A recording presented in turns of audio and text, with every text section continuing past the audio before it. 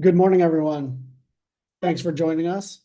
My name is Stephen Schatz, and I'm the Executive Director of Hawaii P20 Partnerships for Education. And I want to welcome you on behalf of P20. This is the first webinar in our new Hawaii P20 Data Insight series that will use data to highlight different opportunities along the education to workforce pipeline to improve equitable outcomes for students.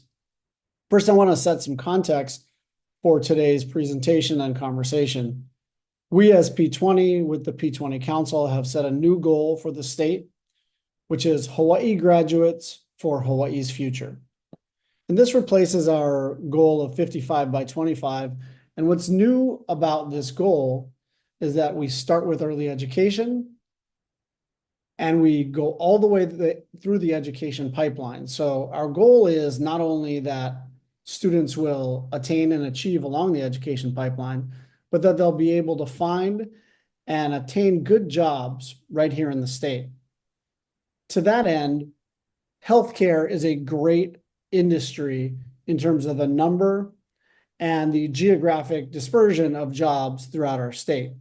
So we have lots of programs within our high schools, within our 10 University of Hawaii colleges that are in healthcare. And today's webinar will look at to what extent students who are participating in high school and healthcare academies and CTE programs end up matriculating to our 10 campuses, and to some extent, whether they end up in our workforce. So we have great data sharing among DOE, UH, and the Department of Labor and Industrial Relations. And today we're going to be concentrating on healthcare as an industry. Just so everyone understands, Hawaii P20 has sort of put our eggs in a few baskets as far as industries, and those are healthcare, IT, skilled trades, and education or teaching as a pathway. So today we'll look at the data as it relates to healthcare. Our presenter for today is Sela Unga, a Hawaii P20 analyst. We appreciate the work that Sela has done to put this together. I also want to say, as we go along, please use the Q&A box to answer or ask any questions along the way, and we'll do our best to answer those questions as we can. And if we cannot answer them today, we'll do some written responses and put them on the P20 website. For those of you who are staying for the discussion portion, we will have a brief break after the presentation, and then you can go into the breakout rooms where there will be smaller group discussion facilitated by some of our colleagues within the DOE. So we appreciate the Data Governance Office for loaning yourselves to us for facilitation purposes. We really appreciate the partnership. A recording of the presentation along with the PDF of the slides will be posted to our website, and we will send out an email notice when it is up. Finally, I just want to say we're new to this work in terms of what we're doing today. So if you have feedback about our data, the way it's presented, whether we're missing something, whether there's some data questions that have not been asked and answered, we're very interested in your feedback. We take it very seriously. Gene and the team definitely look at the evaluations. So please give us that feedback, push us to get it right, and we'll endeavor to incorporate that into the next round. Again, thanks for being here, and I will hand it over to Sela. Thank you, Stephen. Good morning, everybody. I just as a heads up, I will be turning my video off to make sure that everybody can see the presentation okay, and also so that I don't have any connectivity issues during the presentation.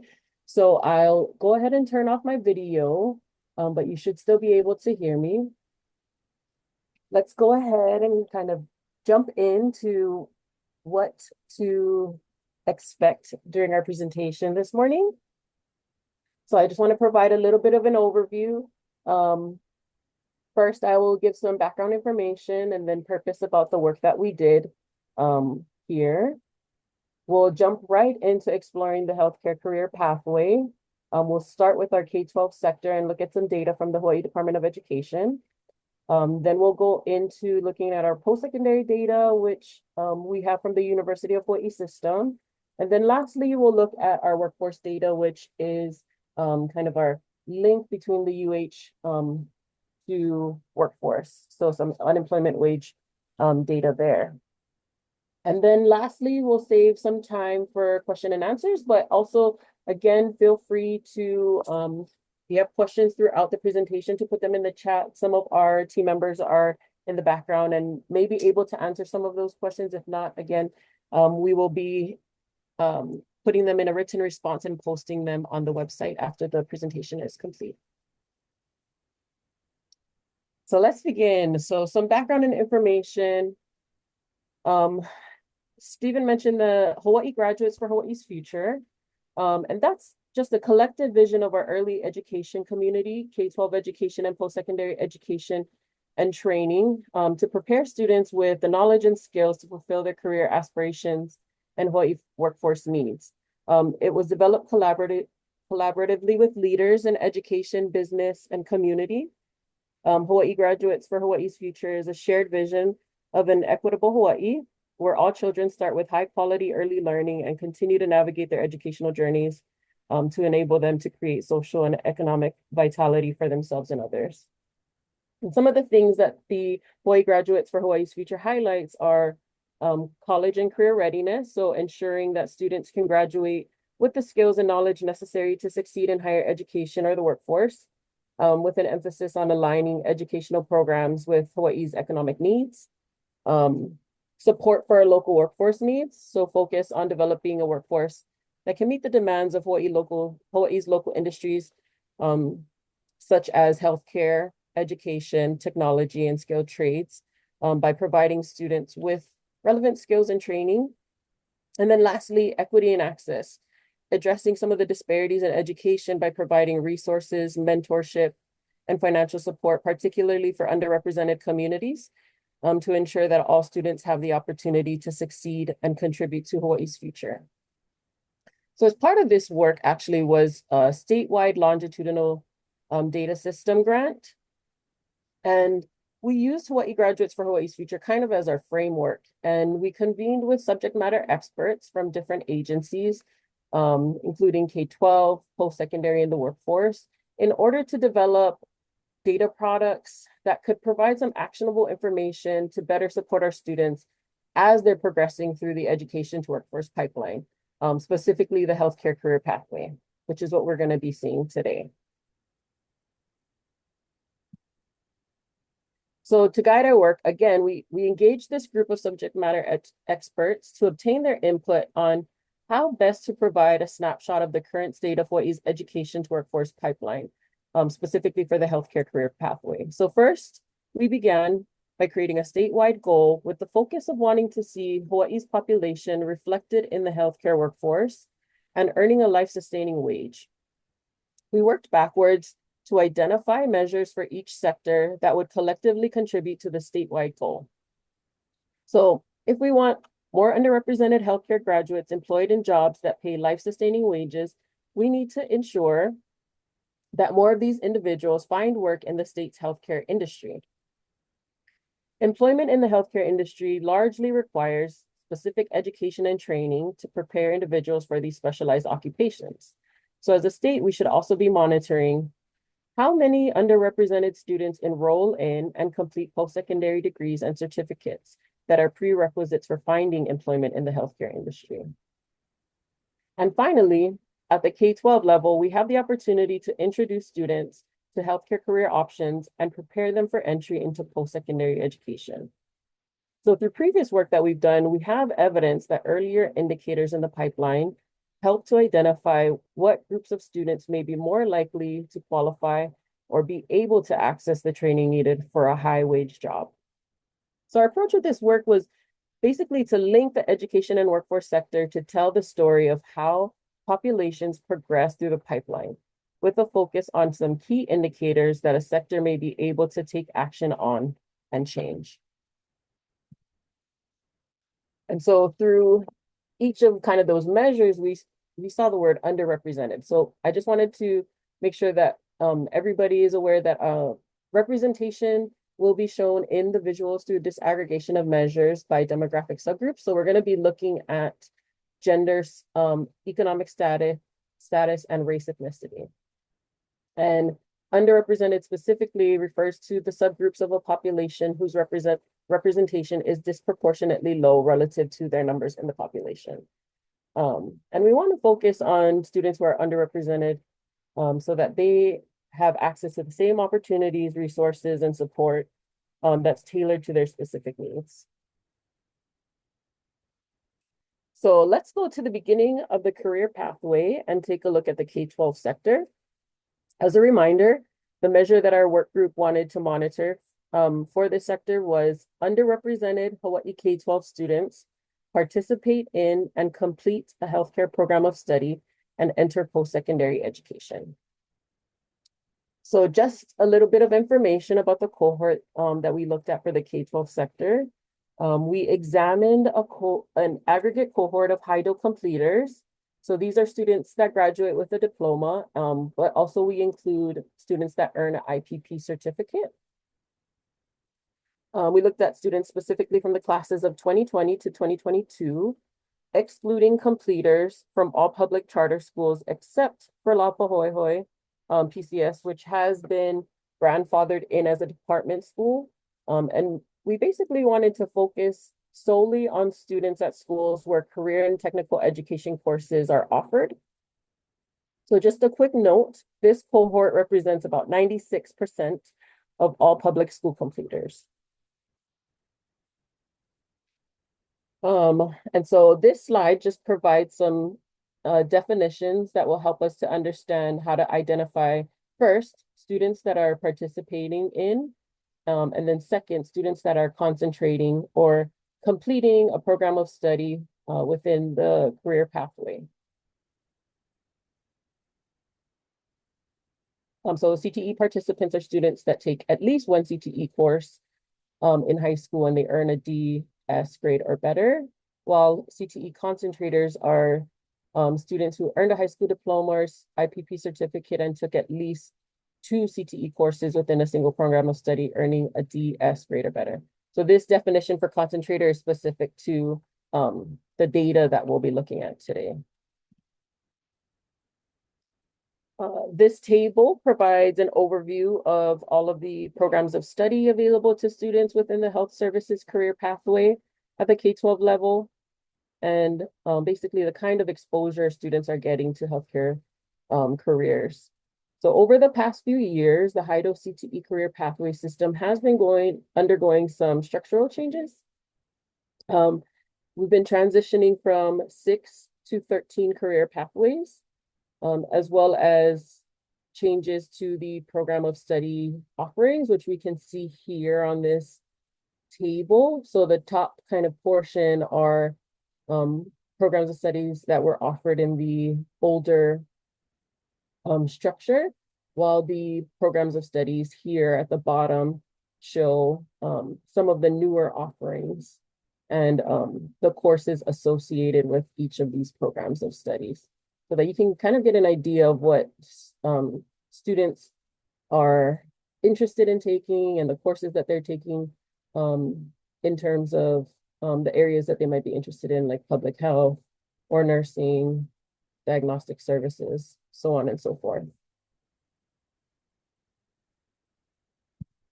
So let's take a look at the actual data. For the class of 2020 to 2022, we wanted to see again, reminder, what percent of students are participating in and completing something. So if we look at the graduated cohort, we can see that 65% of our students concentrated in a CTE program of study, so they completed at least 2 courses. And then we have about 22% of students participating, meaning they only took 1 course, passing with a D or S, and then 13% with no CTE courses at all. And if we take a closer look at, you know, what percent of our students are actually participating in and completing something in healthcare?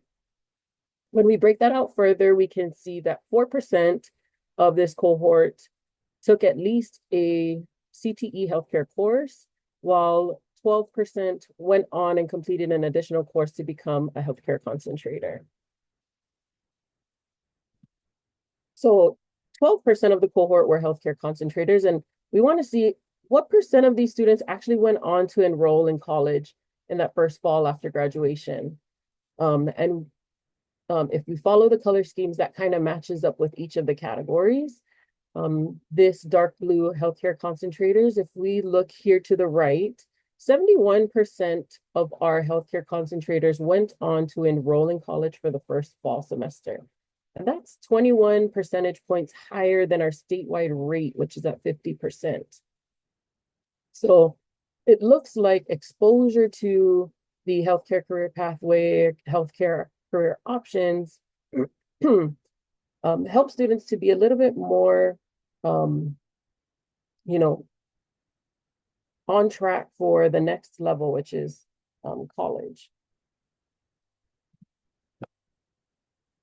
And so if we take a look again at our K-12 measure, if the goal is to see more underrepresented students participating in, completing, and going on to college, what are some earlier data points associated with these outcomes that represent possible opportunity gaps or levers where interventions can occur and move the needle on either increasing students' exposure to healthcare career options or helping to ensure that they're adequately prepared to pursue a post-secondary education if that's their desire? So in terms of earlier indicators, we examined a number of different possibilities. For example, we did look at cumulative GPA at graduation, which is definitely a strong indicator of first fall college enrollment. The problem with this indicator is that it's not available until the end of a student's K-12 journey, which is kind of late for counseling or potential interventions while the student is still in high school.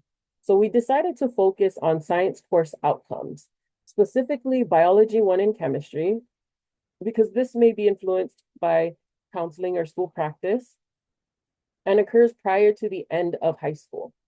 So these science courses prepare students with the foundational knowledge needed for many healthcare careers. They are also named prerequisite courses for some post-secondary healthcare majors. So if students are able to perform well in both courses, they're generally better prepared to take on more advanced science courses at the post-secondary level. And so biology 1 specifically is one of the named science courses that students need to complete in order to meet the requirements for a high school diploma. And so these two charts show the first fall college enrollment rates of students with no CTE here on the left and CTE health concentrators here in blue on the right. So overall, college enrollment rates are at the top here. So 52% and 71%, we saw that in the previous slide. And underneath are further disaggregated by science course outcome categories. And so we have it separated by students who took biology 1 and chemistry and students who did not take biology 1 and chemistry. So if we look at this first level of categories, these are mutually exclusive categories, with the first being a focus on students who earned a B or better in both biology 1 and chemistry. The second category focuses on students that did not earn a B or better in both courses. The third category here represents students that took biology but did not take chemistry. And the fourth category represents all other students. When we compare rates across categories vertically, we can see that the students who took biology, both biology and chemistry, and experienced success in these courses were more likely to enroll in college. So we can see that here. Even students with no CTE that earned a B or better in both courses, 75% of these students went on to enroll in college for the first fall. And we see a similar outcome for our healthcare concentrators. These students here that earned a B or better in both courses, 83% of them went on to enroll in college for the first fall. When we compare the rates horizontally, we can see those students with exposure to healthcare career pathways, specifically those who completed a program of study, went to college at a higher rate overall and across all categories compared to students with no CTE exposure. And so I put the percentage point differences here in the margin so that you can see horizontally, how do they compare? Um, and so the differences are especially larger for students who experienced relatively lower levels of course success or rigor. And so it might speak to a number of different reasons. One, possibly being maybe motivation. We also just can't overlook the fact that students who have aspirations to pursue a career in healthcare, they need to be academically prepared if their desire is to take the college route and earn a healthcare degree.